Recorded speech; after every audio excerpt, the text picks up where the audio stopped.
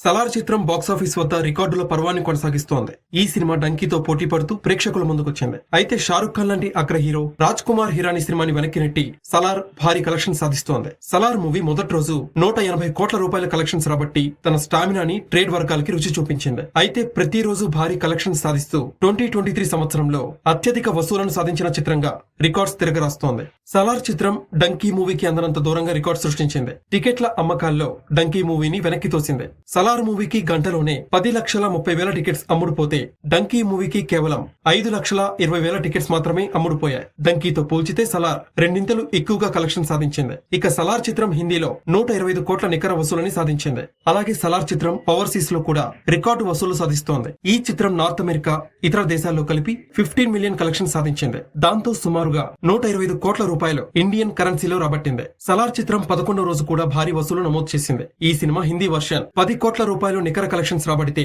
అన్ని భాషల్లో కలిపి 13 కోట్ల రూపాయలు వసూలు చేసింది. దాంతో ఈ సినిమా ప్రపంచ వ్యాప్తంగా 20 కోట్ల రూపాయలు గ్రాస్ వసూలు నమోదు చేసింది. దాంతో సలార్ 600 కోట్ల కలెక్షన్స్ ని నమోదు చేసింది.